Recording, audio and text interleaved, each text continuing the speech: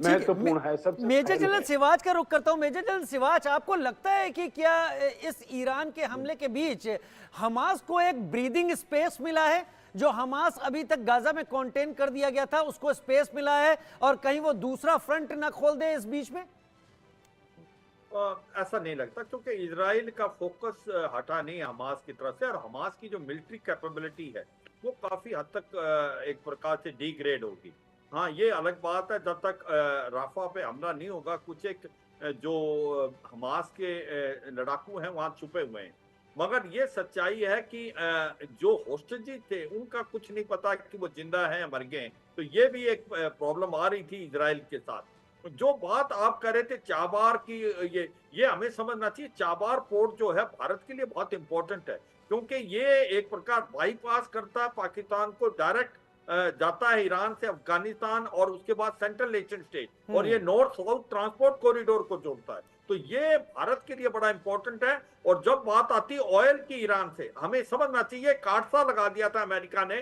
काटसा जब से JCPO, joint comprehensive plan of action से डोनाल्ड ट्रंप निकले थे, तो भारत के ऊपर प्रेशर डाला गया कि आप ईरान से जहां 28% ऑयल लेते थे, आप काटसा के तहत नहीं ले पाएंगे। तो हमने जीरो कर दिया था, मगर हमने कहा था कि चाबार पे आप ये सैंक्शन नहीं लगाएं, क्योंकि चाबार बहुत इंपॉर्टेंट है पूरे वर्ल्ड के लिए, और वो अमेरिका ने माना भी था। देखो, ये सच्चाई है कि भारत के जो रिलेशनशिप हैं वो सभी से अच्छे हैं। इजराइल के साथ भी भारत के मिलिट्री टू मिलिट्री हार्डवेयर के रिलेशन है। हमारा 20 से 25% अभी भी मिलिट्री हार्डवेयर वहां से आता है, और इसी प्रकार से ईरान के साथ हमारा बहुत इंपॉर्टेंट है चाबार पोर्ट को लेके। और भारत के रिलेशन सऊदी अरेबिया और UAE से बहुत इंपॉर्टेंट है, और हमारे 1 करोड़ के करीब लोग जो हैं वहां पर काम करते हैं इस पूरे रीजन में, वहां से रेमिटेंस कमाते हैं। तो ये सच्चाई है कि भारत की इन्वॉल्वमेंट बहुत ज्यादा है इस इलाके में। इसीलिए भारत चाहता शांति रहे, और शांति इसलिए डायलॉग और डिप्लोमेसी की बात करता है।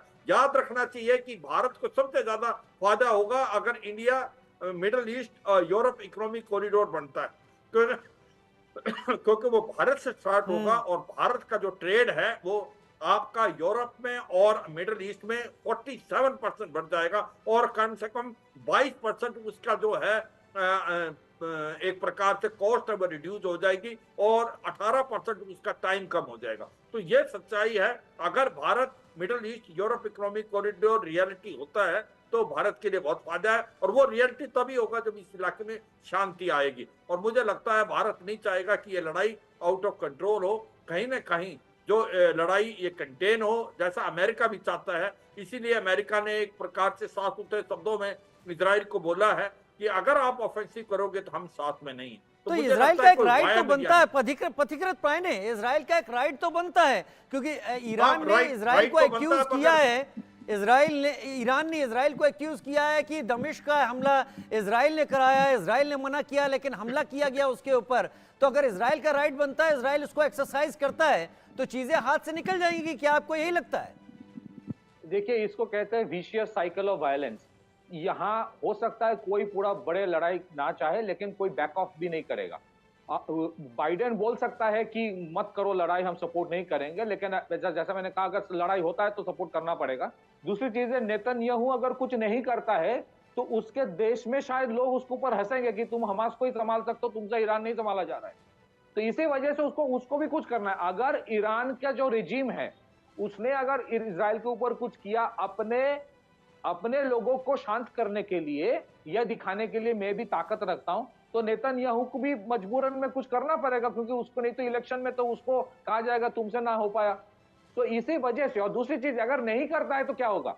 कल को ISIS, अलकायदा और जितने और भी टेरर ऑर्गेनाइजेशन थे, वो तो और भी इसकी हिम्मत बढ़ जाएगी कि ईरान जैसे किया मैं फिर से करूंगा। अगर ईरान डायरेक्टली और नहीं भी करता है तो हिजबुल्ला, हाउदी और हमास से तो करवा ही रहा है। तो ये तो स्टेट ऑफ वॉर कंटिन्यूअस चल रहा है। मैं ये फिर से बोलना चाहता हूं राजीव जी कि हम लोग बोल रहे हैं ना कि वर्ल्ड वॉर जब चल रहा था ना, तब किसी को कोई नहीं बोल रहा था कि ये वर्ल्ड वॉर है। वर्ल्ड वॉर टर्म तो बाद में यूज हुआ। अभी तो स्टेट ऑफ वॉर चल रहा है। It's a perpetual state of war which is continuing.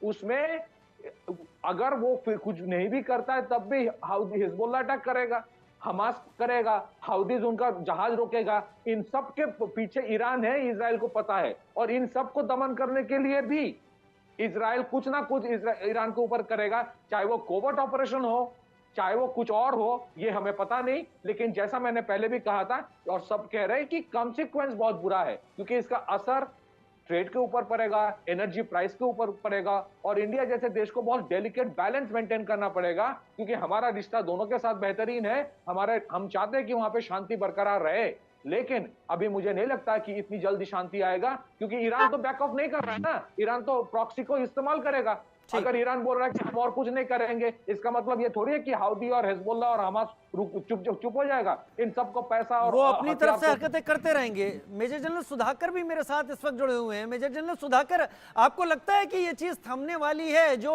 Pathikrit Payne यहाँ पर सवाल उठा रहे हैं, क्या ये चीज थमने वाली है? क्या प्रेशर के चलते कदम उठाए जा सकते हैं और फिर जो वर्ल्ड बड़े कंट्रीज हैं उन्हें स्टैंड लेने के लिए मजबूर होना पड़ेगा?